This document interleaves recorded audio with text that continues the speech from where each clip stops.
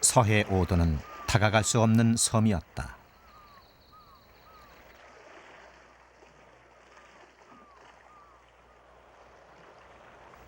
남북을 가르는 해상 군사분계선. 두 개의 정치 이념이 반세기 넘게 맞닿아 있는 이곳은 남과 북을 가르는 경계선, 국경 아닌 국경선이었다.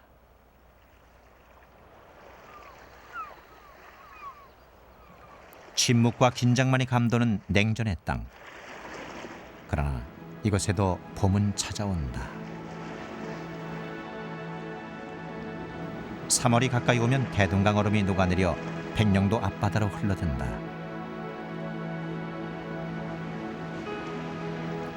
북쪽에서 흘러드는 얼음덩이들은 황해도 장산곳과 백령도의 군사분계선을 따라 유유히 하나의 물줄기를 이룬다.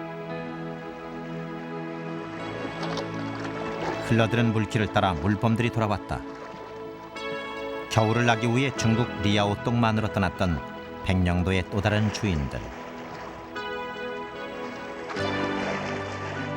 저 멀리 북쪽으로부터 분단의 경계를 넘어 이곳에 닿기까지 이들을 가로막는 장벽은 어디에도 없었다. 남과 북 사이로 바람이 통하고 물이 흐르고 물범들이 넘나드는 곳 서해 오도. 이곳엔 국경이 없다.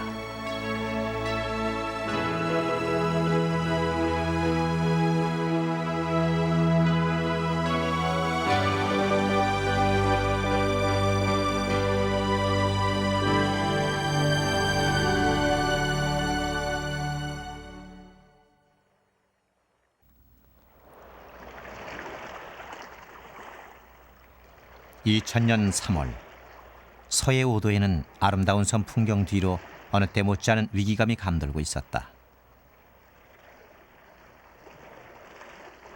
99년 서해 교전을 계기로 북한은 서해 오도 일대에 대한 영해권을 더욱 강조하고 나섰다. 일촉즉발의 위기가 감도는 서해 북방 한계선. 그 1.2km 전방에 물범들의 서식처 물범바위가 있다. 하루 2번 물이 빠지기 시작하면 물범들이 하나 둘씩 바위로 몰려든다.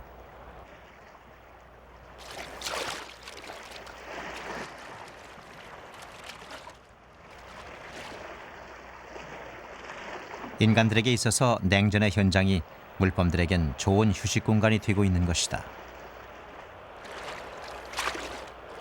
해양 포유류인 물범에게 있어서 바위는 없어서는 안 될 서식 조건이 된다.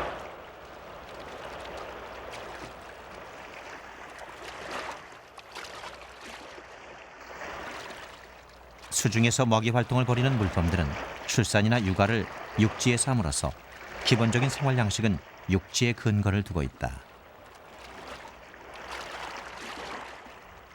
더욱이 물속에서 호흡을 할 수 없는 녀석들에겐 숨쉬며 쉴 수 있는 공간이 절대적으로 필요하다.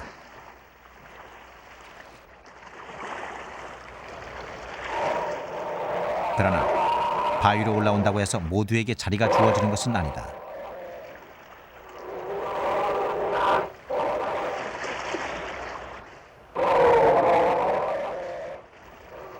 집단 생활하는 물범들에겐 강자에게만 자리가 주어지는 냉엄한 위계 질서가 존재한다.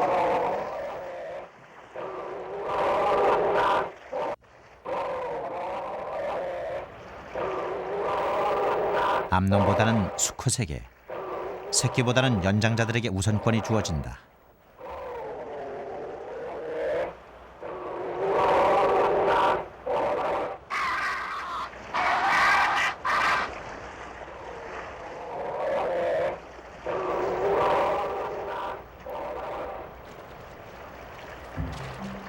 자리 싸움에서 제외되는 것은 집단의 리더, 대장 물범뿐이다.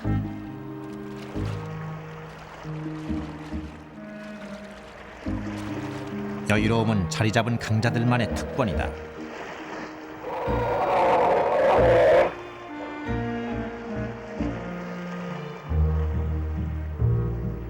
이 여유를 즐기기 위해 하루에 2번씩 전쟁 같은 자리 싸움이 벌어진다. 12시간 간격으로 물이 빠질 때 바위가 드러나기 때문이다.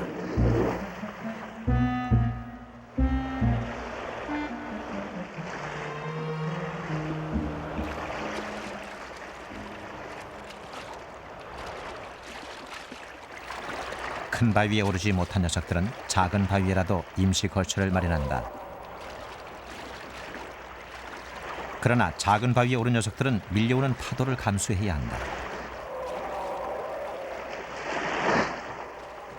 한 번 자리를 잡았다고 해서 안심할 수는 없다. 물속에서 버티다 힘들어진 녀석들은 사력을 다해 자리 싸움에 도전한다. 자리 싸움에서 진 녀석들은 다시 물이 빠질 때까지 12시간을 기다려야 한다.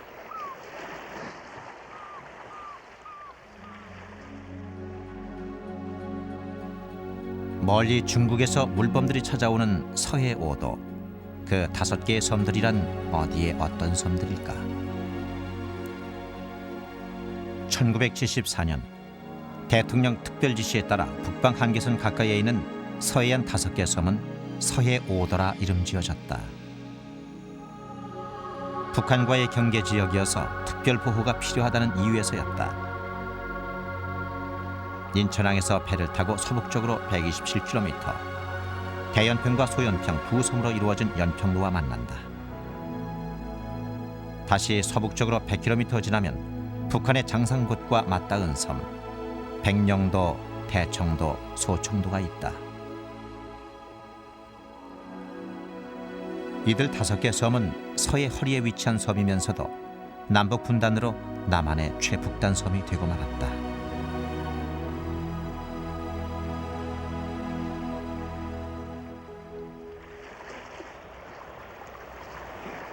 서해 오도의 봄은 백령도 기암절벽, 새들의 짝짓기로부터 시작된다.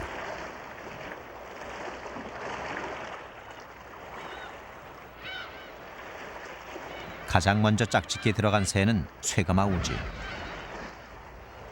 이들은 서로의 목을 비비는 것으로 사랑을 표현한다.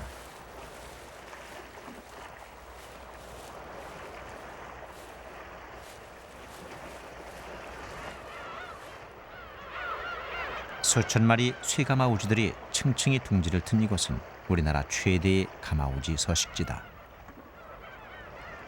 수십 종의 새들이 공동 서식하는 새들의 아파트. 급경사 벼랑지대인 이곳은 매가 지배하는 매의 영토다. 황해도 장산고절 활동 무대로 하는 녀석이 이곳에 둥지를 튼 것은 이상한 일이 아니다. 이곳에서 장산고전 16km. 녀석에겐 한 걸음에 날아올 수 있는 거리다.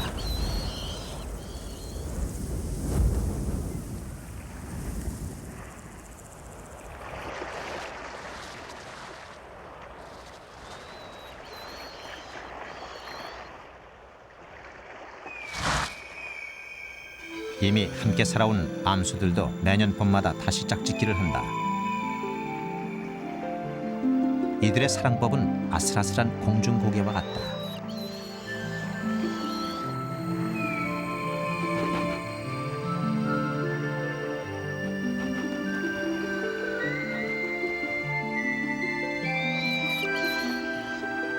하늘에서 펼쳐지는 공중먹이 전달식. 이것은 이들이 나누는 사랑의 절정이다.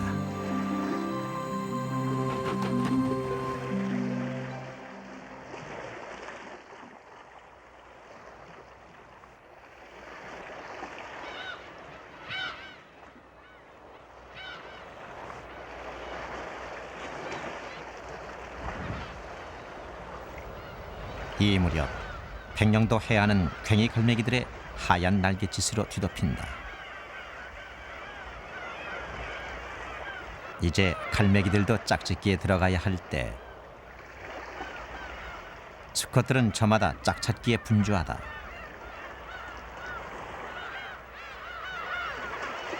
간혹 갈매기들의 짝짓기는 전쟁을 방불케 한다. 서로 마음에 드는 암놈을 놓고 순놈들 간의 결투가 벌어진다.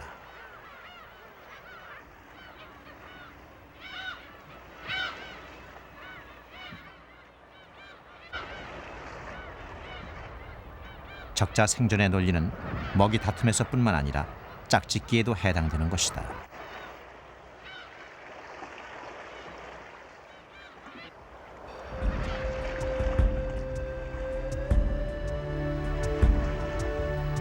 짝짓기가 끝나면 매는 본격적인 사냥에 나서야 한다.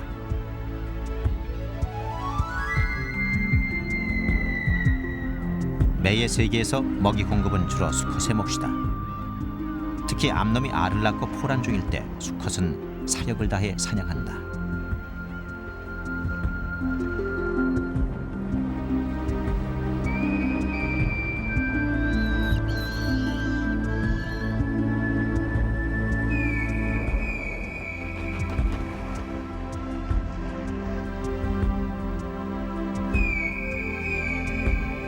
장산곤 매가 사냥터로 삼는 곳은 장산곳과 백령도 사이 남북 경계 해역이다.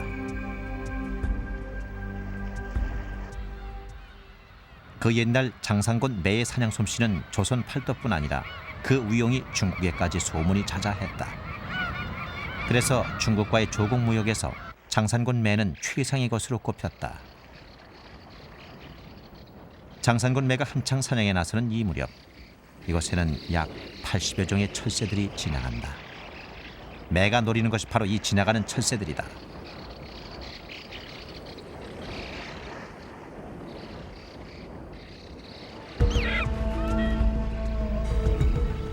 사냥 시 장산곤 매의 시력은 사람의 7배, 최고 속도는 시속 300km. 지구상에 존재하는 동물이 낼 수 있는 최고 속도다.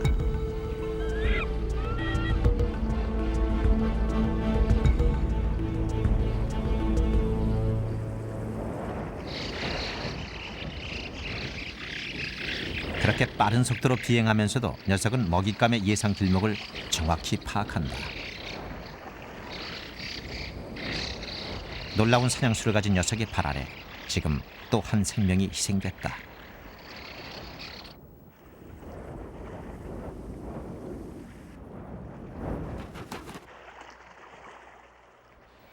사냥 시 사용되는 송골매의 무기는 날카로운 발톱이다.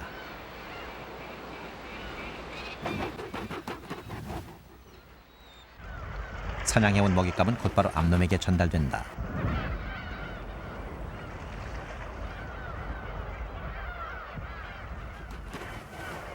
먹잇감을 찢어서 먹일 수 있는 능력은 어미에게만 발달돼 있기 때문이다.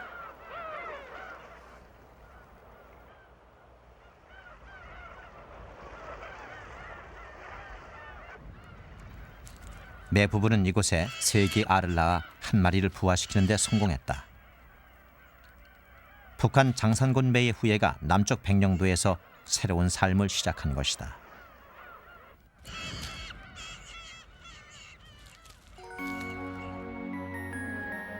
생후 6일째, 보송보송한 털은 사냥의 명수 장산곤 매의 후예라고 보여지지 않는다.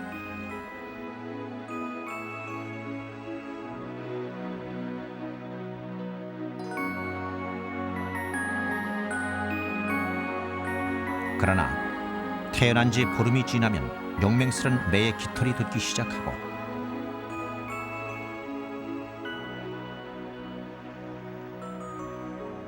한 달이 지나면 가슴에 세로줄 무늬가 나타나면서 제 어미의 모습을 닮아간다.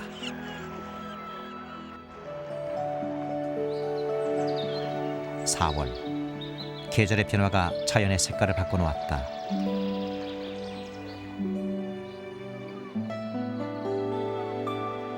봄과 함께 서해 오도는 안개의 섬이 된다. 짙게 피어오른 안개가 인간들이 만들어 놓은 철조망의 경계를 지워버렸다. 이 섬은 인간의 땅이 아니라 자연의 땅인 것이다.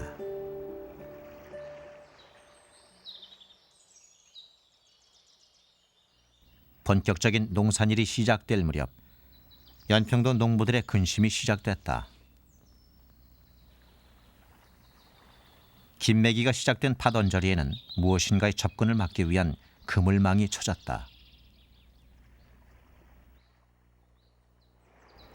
논가리를 시작하기에 앞서 농부는 논에 둘러칠 그물 손질이 한창이다.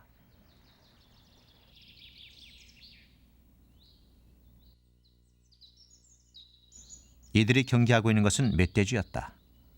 산에 사는 야생 멧돼지가 민가로 내려와 농작물 피해가 극심하다는 것이었다. 주민들은 멧돼지가 바다로부터 헤엄쳐 들어왔다고 믿고 있다.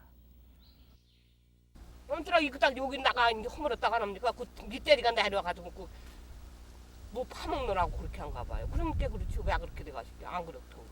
그러니까 멧돼지가 그렇게 했다 하고 이제 그런 거 하더라고요. 멧돼지는 이건 뭐 어디서 나온 것 같아요?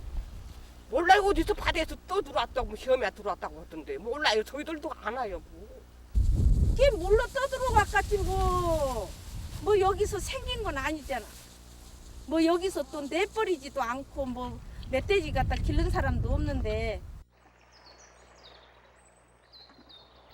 이 섬과 인천과의 거리는 직선거리만도 무려 80km. 이렇게 멀리 떨어진 섬에 어떻게 멧돼지가 들어올 수 있었던 것일까?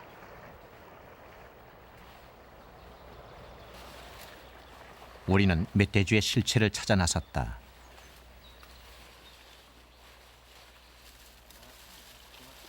제일 먼저 발견된 것은 멧돼지가 번식할 때 만드는 거푸집이었다. 주변 나뭇가지가 아직 마르지 않은 것으로 보아 새끼를 낳은 지 얼마 안 되는 것으로 보였다.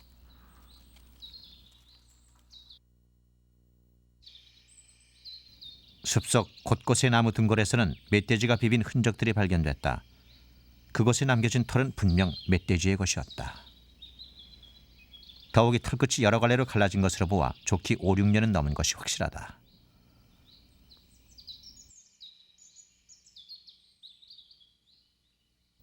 멧돼지의 실체를 찾아 숲속을 헤매던 우리가 녀석과 마주친 것은 아주 우발적인 상황이었다.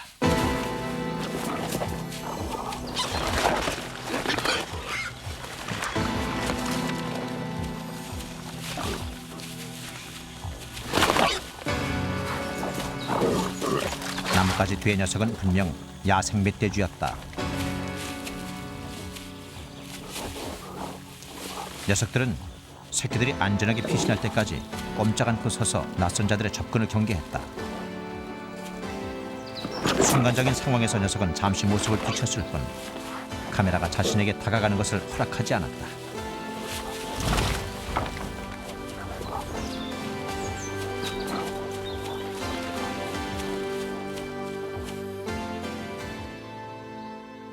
우리는 놈이 다니는 길목을 지키기로 했다. 주로 야간에 움직이는 멧돼지를 포착하기 위해 녀석의 이동 경로에 고구마를 묻고 무인 카메라를 설치했다.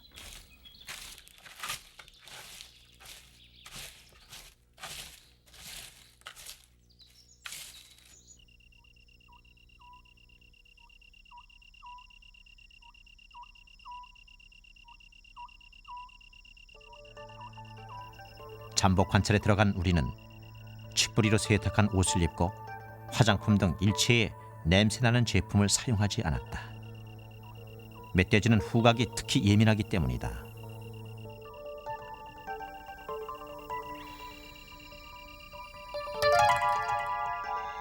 잠복 관찰 8일째. 무인 카메라 모니터에 뭔가 움직이는 것이 잡혔다. 어둠 속에서 빛을 내며 움직이는 눈동자. 그것은 분명 멧돼지였다.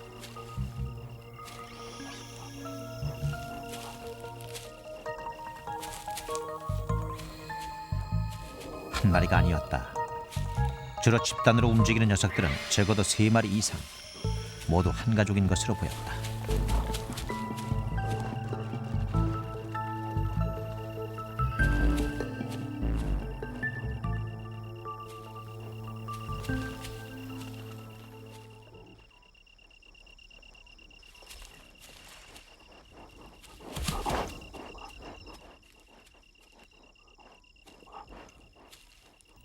드디어 멧돼지의 실체가 드러났다. 정수리에서 등줄기로 난 긴 갈기털이 야생 멧돼지임을 증명해준다. 갈기털이 선 것으로 보아 긴장하고 있음을 알 수 있다.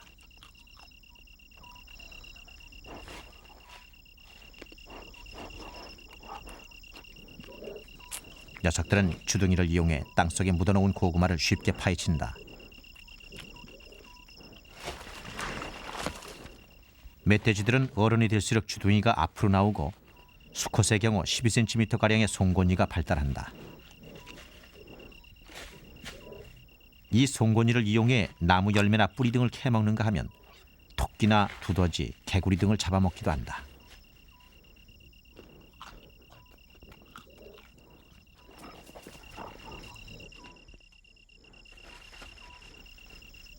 엄청난 양을 먹어치우는 대식가들이지만 녀석들 사이에도 서열은 정해져 있다.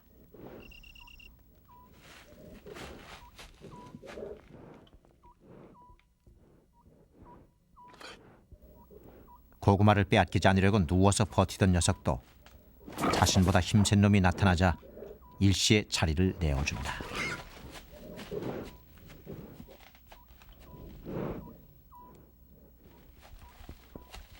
멧돼지 사회는 힘센 수컷 한 마리가 여러 마리의 암컷을 거느릴 수 있는 일부 다처제다. 그러나 새끼를 낳게 되면 암컷 멧돼지가 새끼들과 무리지어 생활하고 수컷은 단독 생활한다.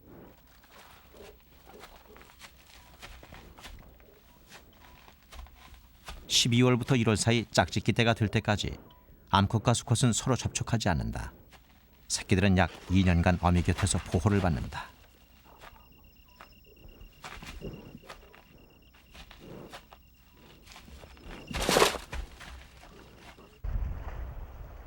그렇다면 이 멧돼지들은 어디서 온 것일까?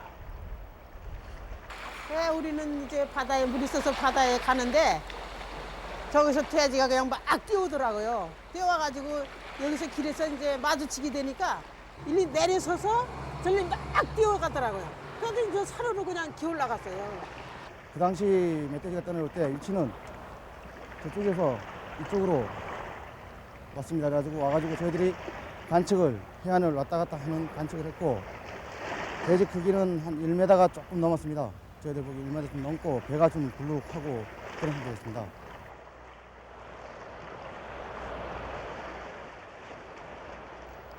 멧돼지는 북한에서 온 것이었다. 이곳에서 북한의 옹진반도까지는 16km. 80km 떨어진 인천보다는 훨씬 가까운 거리다.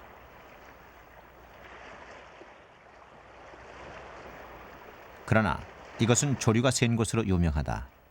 과연 멧돼지가 이 거리를 헤엄쳐 건너는 것은 가능한 일일까?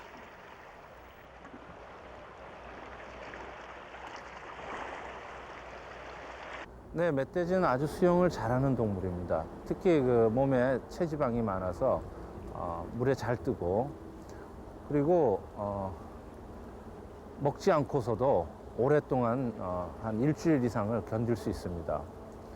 여기 연평도 부근에 살고 있는 멧돼지는 아마 가까운 북한 그 옹진반도에서 해류에 밀려서 수영을 통해서 넘어오지 않았나 추정이 됩니다.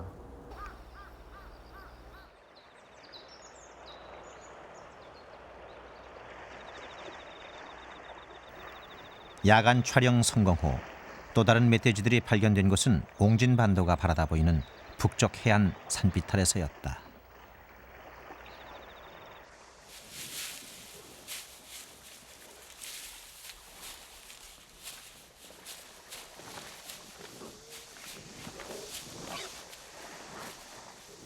어미 멧돼지가 며칠 전 태어난 새끼들을 데리고 나들이를 나섰다.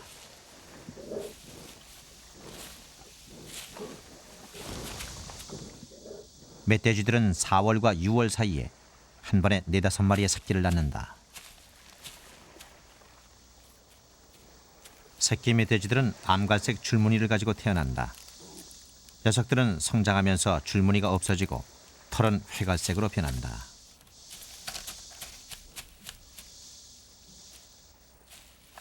태어난 지 한 달이 채 안 된 새끼들은 어미젖을 서서히 떼기 시작하면서 버치나 뽕나무 열매 등을 주워 먹는다.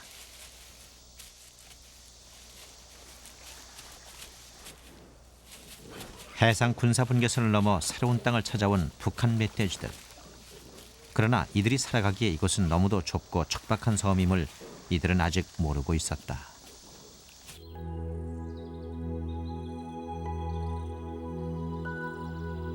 짙은 안개가 다시 철조망의 경계를 무너뜨린 4월 중순. 남북의 경계를 넘어 놀라운 소식이 전해졌다. 6월에 열리게 될 남북 정상회담 소식이 그것이었다.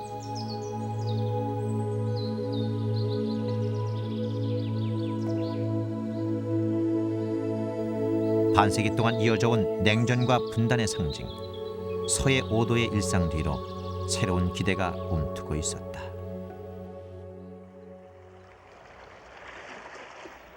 남과 북, 분단, 이산, 그런 것들이 만들어내는 인간의 역사 뒤로 자연은 그저 고요하다.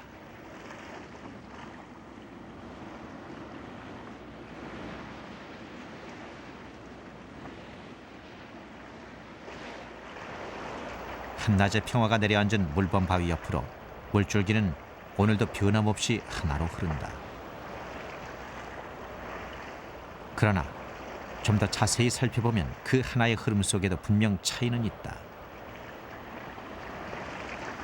물범 바위를 중심으로 만조시에는 북쪽에서 남쪽으로, 그리고 간조시에는 남쪽에서 북쪽으로 물줄기가 방향을 바꿔 흐른다.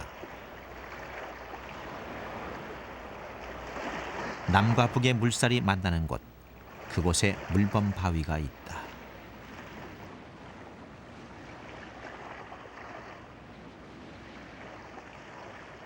마음 놓고 쉴 수 있는 잔잔한 물살, 그런 곳을 찾아 물범들은 여기까지 왔던 것이다.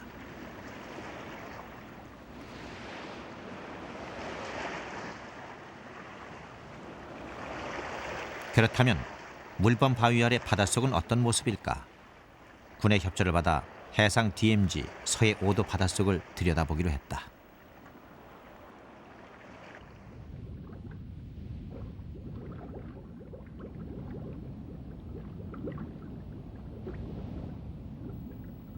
물범 바위 주변 해역은 서해안 다른 지역에 비해 물이 맑은 지역이다. 산호초 군락 앞으로 펼쳐진 이곳은 특히 한 달에 2번 간만의 차이가 적을 때 그 속모습을 가장 잘 드러내 보인다. 더욱이 동물성 플랑크톤이 풍부한 이곳은 각종 어류들이 살아가기에 적합하다.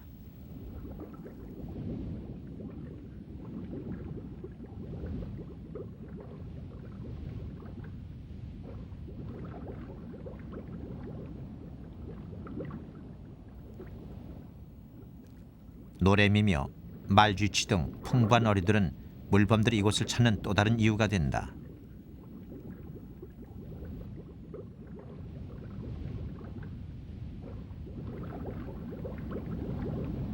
또한 이곳의 풍성한 해조류 숲은 물범들이 몸을 숨기기에 알맞은 수중서식처다.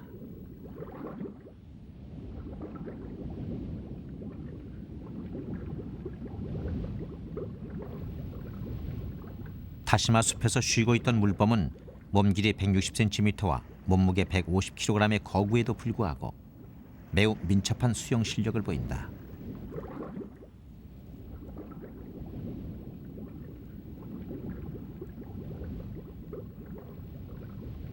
물범들은 수영할 때 뒷꼬리를 좌우로 크게 움직여 추진력을 얻는다. 몸통 좌우에 붙은 앞발은 방향을 잡아주는 역할을 한다.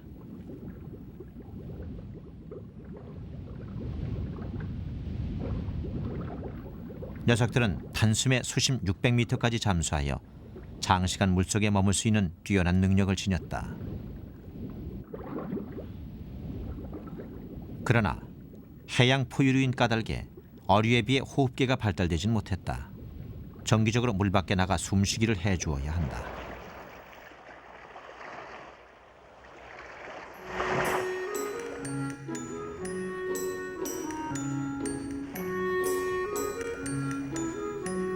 육지에서의 둔한 몸짓과는 달리 물속에서의 물범은 빠르고 여유롭다.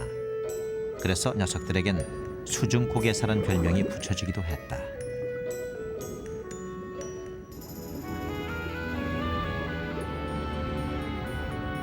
이런 수영 실력으로 매년 봄마다 바닷속 보이지 않는 국경선을 넘어 이곳 서해 5도를 찾는 것이다.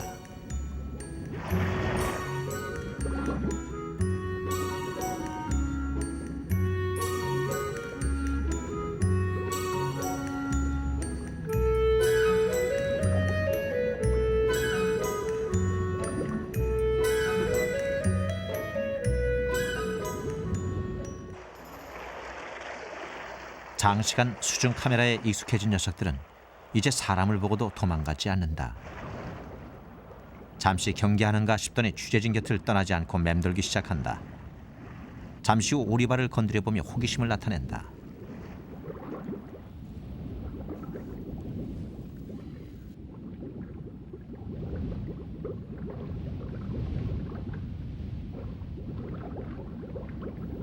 물범들은 다양한 식성을 가지고 있다. 주로 후각을 통해 먹잇감을 찾아내는 녀석들은 새우 등 갑각류에서부터 물고기, 바다새까지 잡아먹는 포식가다. 활동량과 수온에 따라 달라지긴 하지만 대개 물범들이 필요로 하는 하루 평균 먹이의 양은 몸무게의 14%. 만약 150kg의 물범이라면 하루 20kg에 해당하는 먹이가 필요한 셈이다. 호기심이 많은 녀석은 움직이지 않는 물체에 대해 냄새를 확인해보는 습성을 지녔다.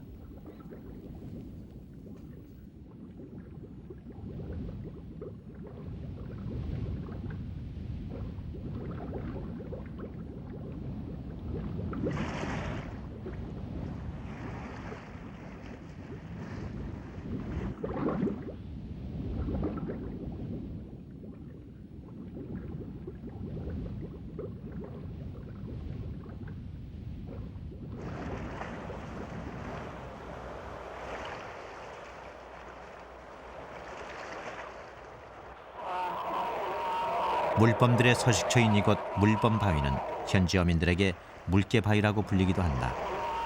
물범과 물개의 혼돈 속에서 나온 말이다. 해양 포유류는 크게 세 가지 종류로 나뉜다. 이들 중 물범과 물개는 겉모양에서도 큰 차이를 보인다. 이 밖에 바다사자와 바다코끼리도 모두 물범과 모양을 달리하는 해양 포유류들이다. 주로 추코토해나 베링해 등 북위 42도 이상 지역에서 서식하는 것으로 알려졌던 물범들. 이들이 북위 37도 백령도까지 내려온다는 사실은 세계적인 미스터리였다. 그러나 현재 서해 5도에 번식 중인 물범들은 중국 리아오똥만에서 번식하는 점박이 물범들로 한류를 타고 백령도까지 이동하는 것으로 밝혀졌다.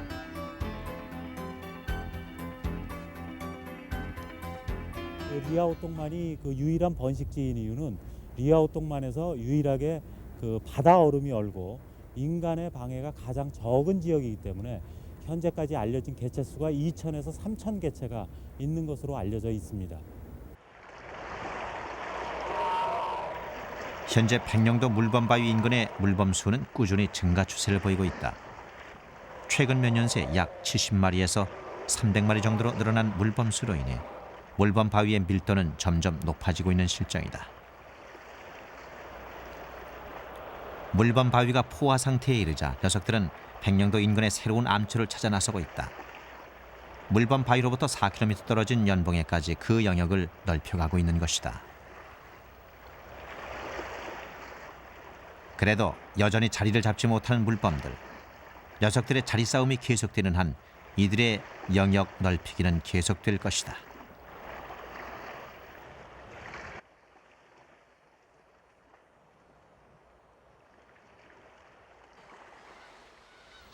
(5월) 갈매기들의 울음소리와 날갯짓이 섬의 생명력을 더한다.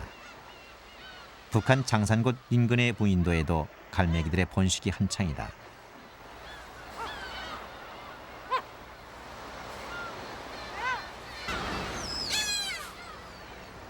새끼를 낳아 기르는 모습은 철조망 경계선 북쪽과 남쪽이 다르지 않다.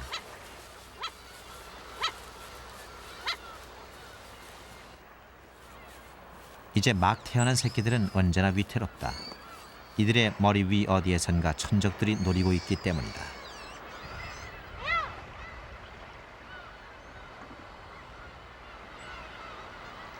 괭이 갈매기 새끼를 공격하는 이 녀석은 쇠갈매기. 녀석은 기록상 한강 이남에서는 서식하지 않는 놈이다. 그러나 자연의 법칙에선 절대 강자란 없다. 멀리 북쪽으로부터 날아와 횡포를 부리던 제갈매기는 이제 자신의 공격권을 내놓아야 한다.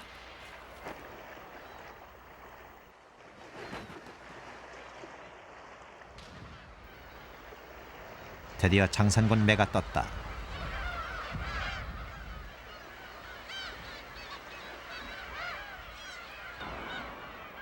절벽의 가마우지 둥지에선 비상경계 태세에 들어갔다.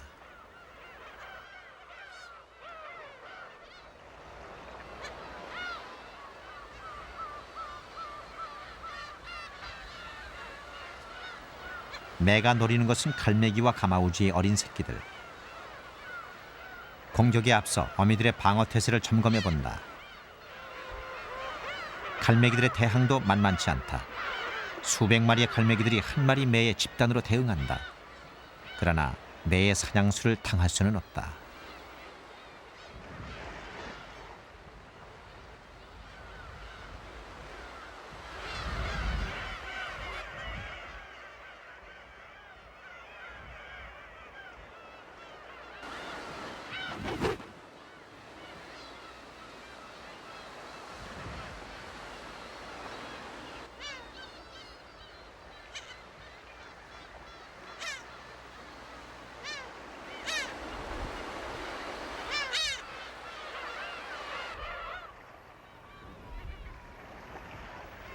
힘겨운 줄다리기 끝에 이날 장상권 매는 갈매기 새끼 한 마리를 사냥하는 데 성공했다.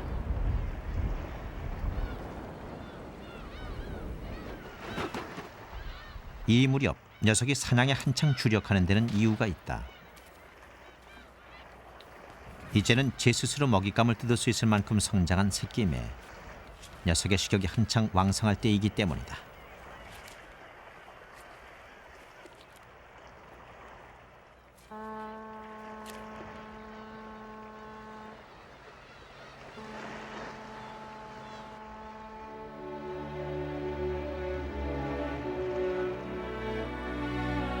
(6월 13일) 짙게 낀 안개 속에서 남과 북 사이에 첫 하늘길이 열렸다. 남북 정상회담차 북으로 향하는 비행기가 이곳 서해 5도 북방 한계선 상공을 지나 평양으로 향했다. 그러나 바깥 세상의 변화와는 상관없이 섬은 그저 안개 속에 고요하다. 이날 매의 둥지가 있는 절벽에도 안개가 몰려왔다. 안개 낀 날은 사냥하기가 어렵다.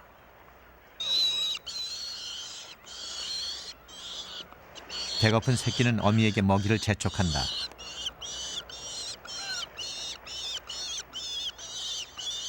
이제 시간은 새끼 매를 금방 사냥터로 내몰 것이다.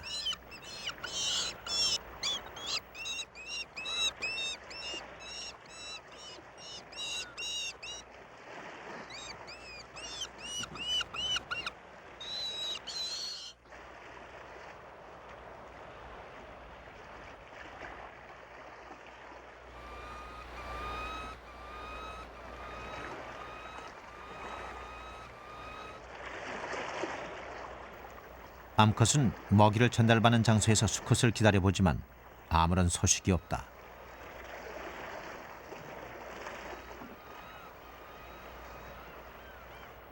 이런 때를 대비해서 매들은 둥지 가까운 곳에 먹이 저장고를 마련해 둔다.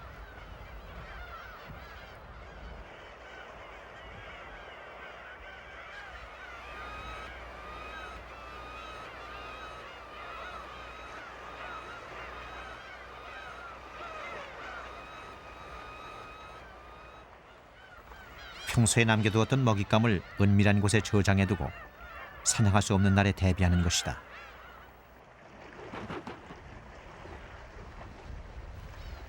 갈매기 떼의 눈치를 보며 몰래 먹이를 가져온 어미는 우선은 배고픔을 호소하는 새끼를 달랜다.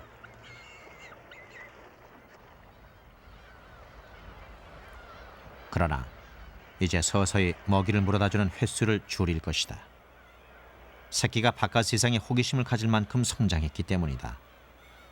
이제 새끼는 둥지를 떠나 제 스스로 독립할 때가 됐다. 어미는 이제 서서히 새끼를 둥지 밖으로 유인한다. 비행 연습을 시켜야 하기 때문이다.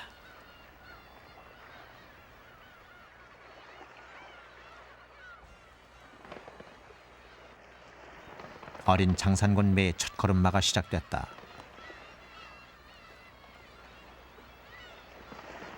그러나 이제 막 둥지를 나온 어린 매에게 바람은 너무도 거세다. 무엇을 잡고 지탱해야 하는지 그 방법도 알 길이 없다.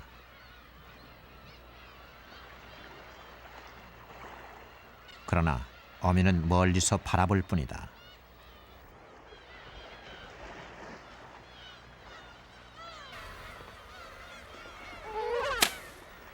조금씩 걸어서 갈매기들의 서식처까지 나왔던 어린 매는 그만 갈매기의 공격을 받고 말았다.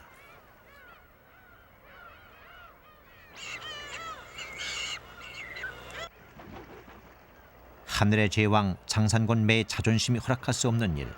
이때만큼은 어미 매가 날아오른다. 드디어 새끼 매의 비행 연습이 시작됐다. 발 아래 보이는 갈매기들 사이로 멋지게 날아봐야 할 것이다.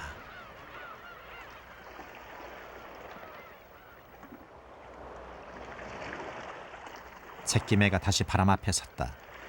바람을 가르며 날기 위해서는 바람과 맞서야 한다.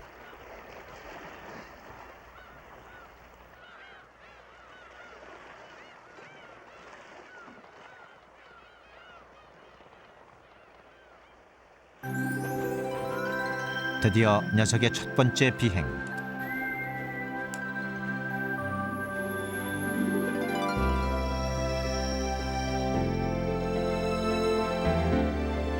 그의 첫 비행을 어미가 옆에서 축하해준다.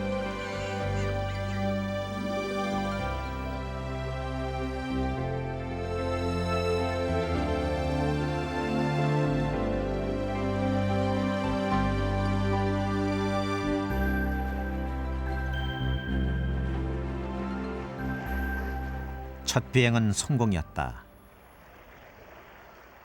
어미는 살아있는 갈매기 새끼를 선물로 주었다. 순놈은 멀찍이서 바라만 보고 있다.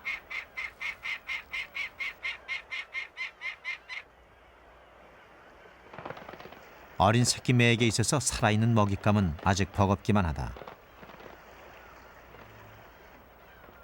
살아있는 먹잇감을 어떻게 요리해야 하는지를 스스로 터득하는 일도 훈련 과정의 하나다. 한참의 실랑이를 벌인 후에야 새끼매는 선물로 받은 새끼 갈매기를 제먹이로 요리할 수 있었다.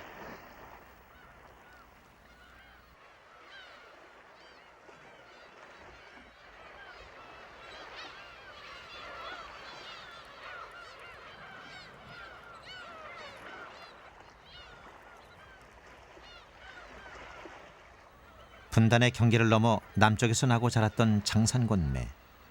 녀석의 비행 연습과 사냥 연습은 어미의 보호 아래 수개월간 계속된다.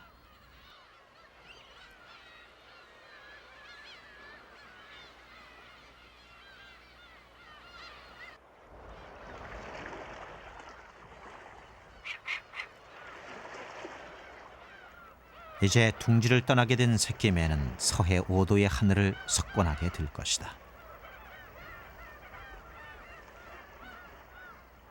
바람 맞게 좋은 장소를 골라 다시 날개를 가다듬는다. 이제 용맹스런 장산곤매의 후예답게 혼자서 독립할 시간이 다가왔다.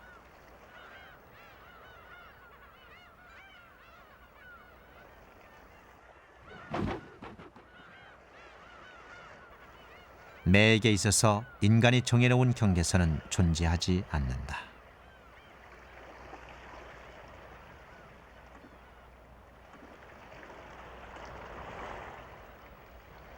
이제 훌쩍 성장한 매는 먼 바다까지 날아서 멀리 제 어미의 고향 장산곳까지 사냥을 나갈 것이다.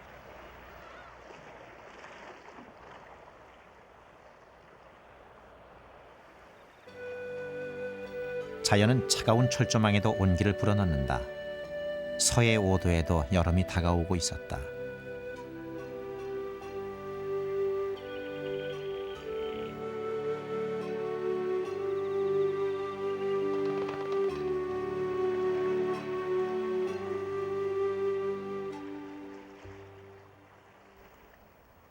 (6월) 바다 한가운데 자리 잡은 물범 바위의 물범들은 한가로이 여름을 맞고 있다.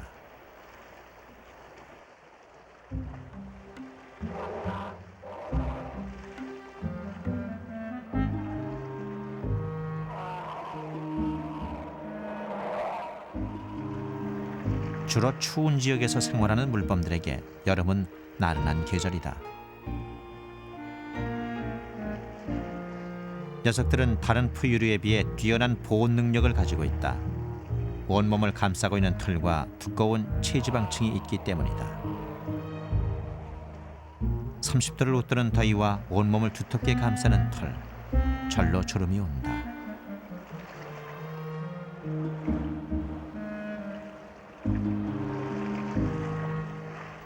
한가로워 보이는 표정 뒤로 여름이 물범들에겐 더 견디기 힘든 계절일지도 모른다. 더운 여름에는 자리를 잡지 못한 녀석들이 체온을 유지하는 데 유리할 수도 있다.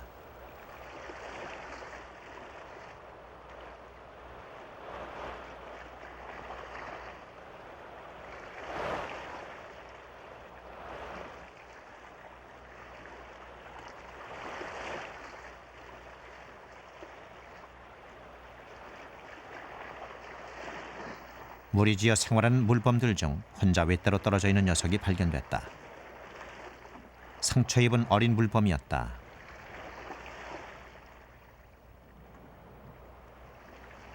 해양 포유류 중 유일하게 앞발의 사용이 잦은 물범들.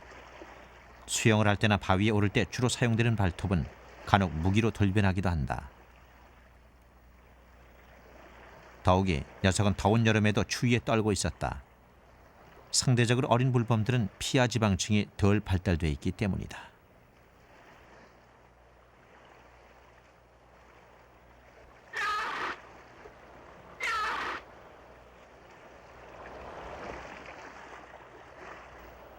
자리 싸움 과정에서 입은 것으로 보이는 상처가 곳곳에 가득하다.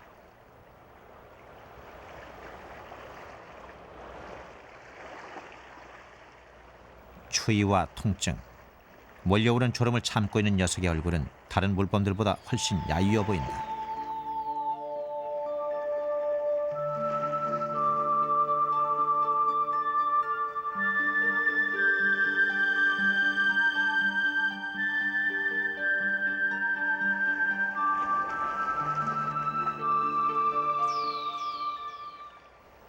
바람이 차고 물결이 잔잔할 때 섬은 평화롭다.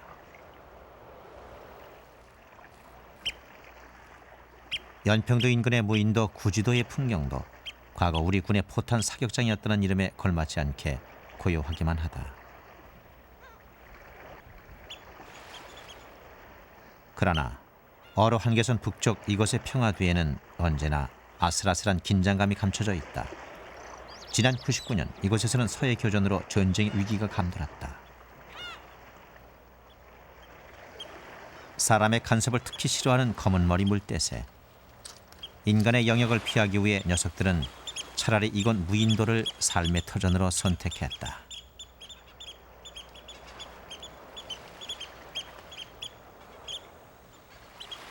천적과 자연재해를 피해가는 한 이곳이 더욱 안전할 것이라는 생각 때문이다.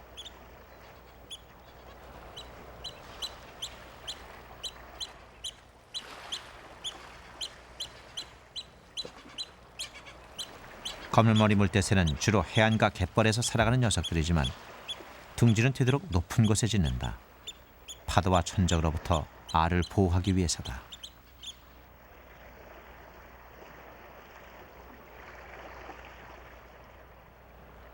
검은머리 물대새는 이곳에 모두 3개 알을 낳았다.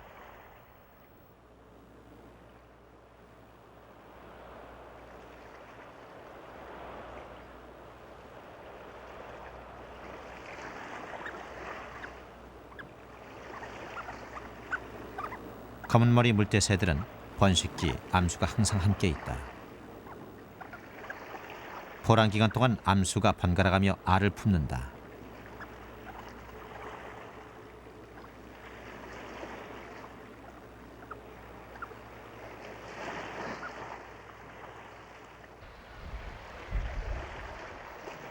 검은머리 물대새는 세계적으로 3-4천 마리 정도밖에 남지 않은 희귀종이다. 전 세계 개체수의 약 80%가 우리나라 서해안에 서식한다. 그만큼 이것은 검은머리 물대새 서식지로 중요한 곳이다.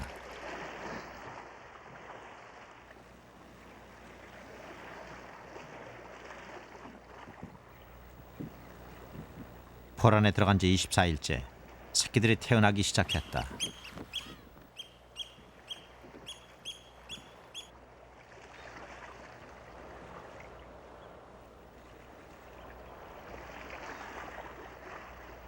태어난 지 하루 정도 지나 털이 마르고 나면 어미는 곧장 새끼들을 둥지 밖으로 불러낸다.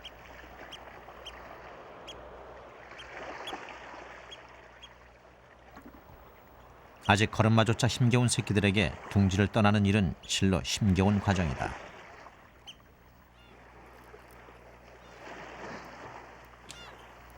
높은 곳에 둥지를 트는 부모들의 습성 때문에 새끼들에겐 높은 절벽의 난코스를 통과해야 하는 과제가 주어진다.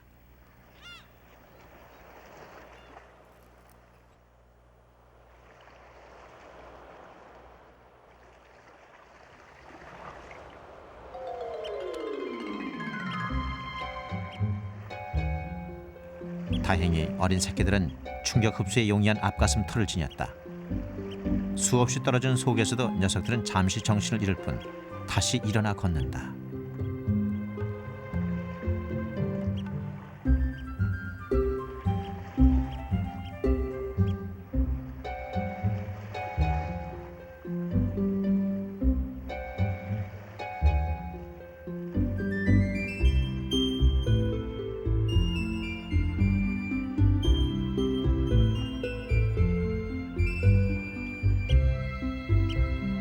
검은머리 물대새 3마리 새끼들은 모두 안전하게 해안가에 도달할 수 있었다.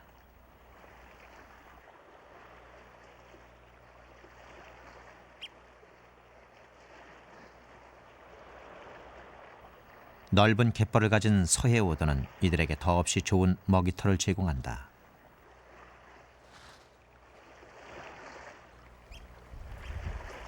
이들은 이곳에서 굴을 비롯해 게, 갯지렁이 등 풍부한 먹잇감을 얻는다.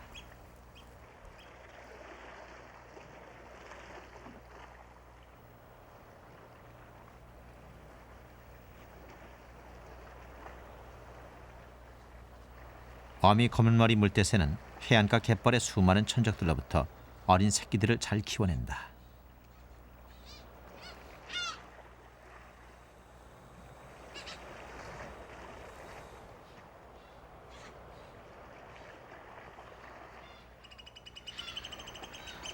번식기 검은머리 물대새들은 특히 자신의 영역을 지키기 위해 더욱 예민해진다.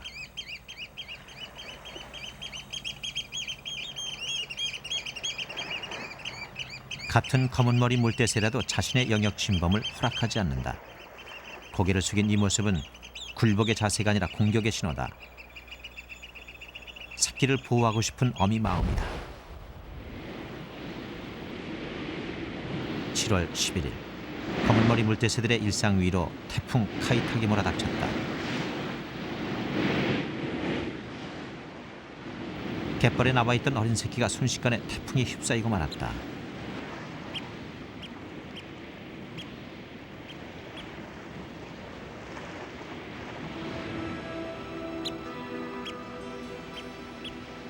헤엄을 잘 치지 못하는 검은머리 물대새. 새끼를 물살에 실어보내며 어미는 손쓸 길이 없다. 초속 37m로 몰아치는 바람의 위력은 전쟁과도 같은 것이었다. 그 폭풍이 한가운데서 검은머리 물대새 가족은 이산가족이 됐다. 온 섬을 뒤덮은 이 시련 앞에 이제 이들의 운명은 어찌 될 것인가. 남북의 경계를 넘어 서해 오도를 찾아왔던 수많은 생명체들. 그들은 이 시련을 딛고 이곳에서 과연 다시 만날 수 있을 것인가.